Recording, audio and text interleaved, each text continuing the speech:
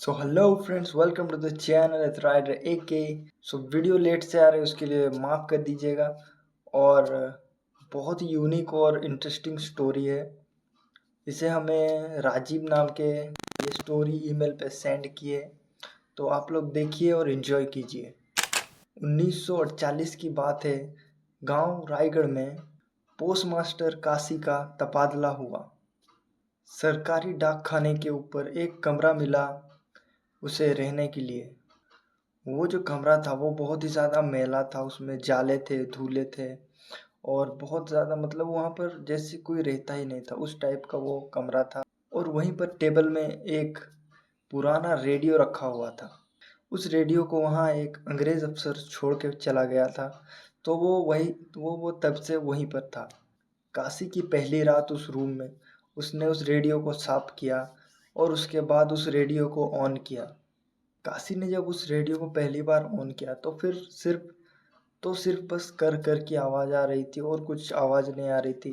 फिर उसको उस रूम को साफ करने में लग गया, तो वो उस रेडियो को ऑन करके छोड़ देता है, तो उसे वो बंद करना ही भूल जाता है और वो सो जाता है।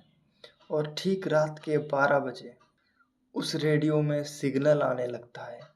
तो काशी वो रूम साफ करते करते उसने खाना वाना भी नहीं खाया था, तो वो खाना टेबल पे रख के ही सो गया था। और ठीक रात के 12 बजे उस रेडियो से आवाज़ आती है, काशी बाबू खाना खा लीजिए। और उस रेडियो पे कहता है कि दूध भी साइड में रखा हुआ है, उसे भी पी लीजिए। काशी का खून जम गया ये सुन के। वो क्योंकि रूम में पूरा अकेला था और उसके आसपास या फिर कहीं पर भी कोई आदमी या औरत कोई भी नहीं था, पर रेडियो से साफ साफ आवाज़ आ रही थी एक लड़की के बोलने की, और जो कि वो काशी को ही बोल रही थी। वो पूरी तरीके से पता चल रहा था उसे। उसके बाद उस दिन काशी ने डर के मारे वो रेडियो बंद कर दिया। फिर वो अगले दिन उठा, जैसा उसका नॉर्मल रूटीन था, वो काम पे गया। नीचे ही ऑफिस था तो वो काम वाम किया, सब कुछ रखा बिंदास। फिर अगले दिन भी वो उस रेडियो को ऑन नहीं करना चाहता था, पर वो बहुत डाउटफुल था कि असल में ये रेडियो वो जानने के लिए वो रेडियो रात को ऑन करके सो जाता है। और उसी रात ठीक रात के 12 बजे उस रेडियो से आवाज़ आती है, काशी रूम के बाहर में कोई है। तो काशी अचानक से फिर से चौंक के उठता है और कहता है, दरवाज़ा मत खोलना, ये क्या कह रही है। फिर वो काशी को उस रेडियो से आवाज़ आती है, वो तुम्हारा रूप लेके आया है, काशी दरवाज़ा मत खोलना। तो काशी बहुत ही ज़्यादा डर जाता है और बहुत ज़्यादा घबरा जाता है, क्योंकि उस रूम में उसके अलावा और कोई भी नहीं था। और वो रेडियो ठीक रात के 12 बजे रोज़ उसे कुछ ना कुछ चेतावनी दे रहा था और उसके बारे में बोल रहा था, जो कि सुन के वो बहुत ही ज़्यादा हक्का बक्का रह गया था। फिर काशी बहुत ज़्यादा डर गया, लेकिन उसने हिम्मत करके सीधा वो दरवाजे के पास गया। और जैसे ही वो दरवाजे के पास पहुंचा, उसने सुना वहाँ पे कि किसी सांप के सांस लेने की आवाज़ आ रही थी। रात का टाइम था, पूरा सन्नाटा था, तो उसको एक पत्ता भी गिर रहा था तो बहुत ही क्लियर सुनाई दे रहा था। तो उसको ऐसा लगा कि उसके घर के बाहर में कोई बड़ा सा सांप है।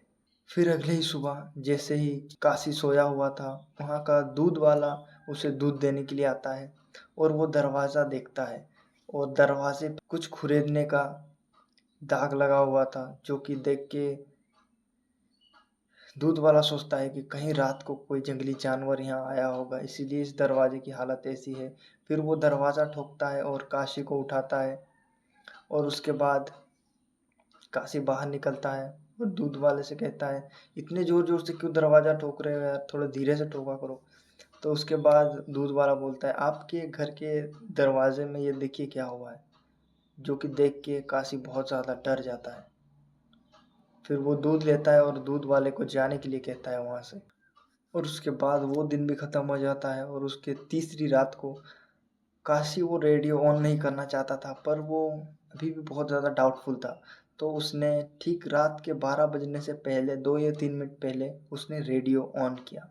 और उस दिन ठीक रात को 12 बजे फिर से सिग्नल पकड़ता है, और एक मधुर आवाज़ में एक लड़की उसे बोलती है, काशी मैं नहीं बच पाऊंगी और ना ही तुम्हें बचा पाऊंगी।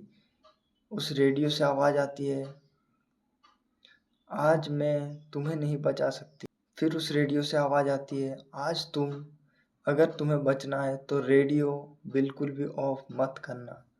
अगर रेडियो 1 मिनट के लिए भी ऑफ हुआ तो फिर तुम्हारी जान को खतरा हो सकता है। मतलब वहाँ पे जो भूत था या फिर कुछ भी एंटिटी था वो काशी को नुकसान चाहती थी, लेकिन वो उस रेडियो में शायद से किसी की पवित्र आत्मा थी या फिर क्या था पता नहीं, वो उसकी रक्षा करना चाहता था। काशी समझ गया ये आवाज़ और किसी की नहीं, उसकी गुजरी हुई पत्नी लज्जो की थी।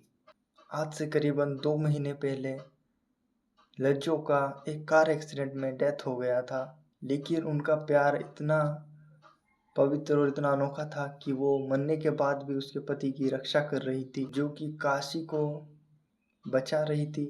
और वो वहाँ पर जो एक बुरी आत्मा थी वो काशी को नुकसान पहुंचाना चाहती थी, इसीलिए उसकी बीवी उसको उस भूत से बचा रही थी। फिर वैसे ही वहाँ पर रात के ठीक 2 बजे के बाद अचानक से बहुत ज़्यादा तूफान आया और बारिश होने लगी, और उसी वक्त लाइन चला गया और रेडियो बंद हो गया, और रेडियो में सिग्नल आना भी बंद हो गया और बहुत शांत और माहौल हो गया। फिर अचानक से उस कमरे के खिड़की और दरवाजे तुरंत खुल गए, और उसके बाद वहाँ पर काशी के जोर से चीखने की आवाज़ आई।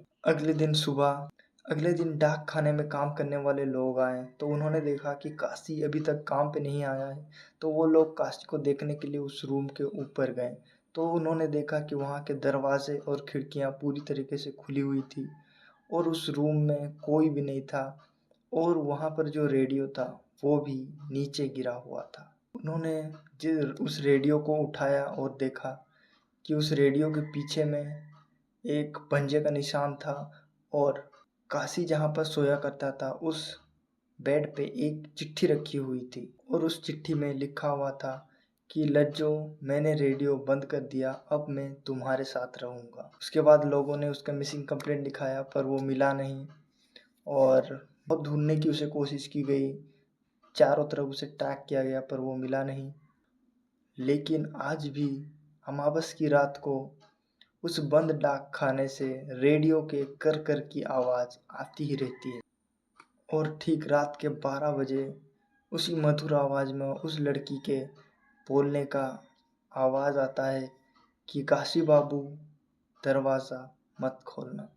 तो हे फ्रेंड्स, कैसी लगी आज की हमारी आपको स्टोरी? अगर तो स्टोरी पसंद आई तो प्लीज़ चैनल को सब्सक्राइब करके बेल आइकन ऑन कर लो, क्योंकि मैं ऐसी ही न्यू हॉरर स्टोरीज़ और बहुत ही ज़्यादा यूनिक स्टोरीज़ आपके लिए लेके आता रहूँगा।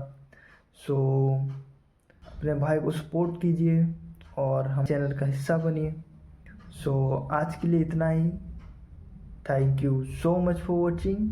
बाय।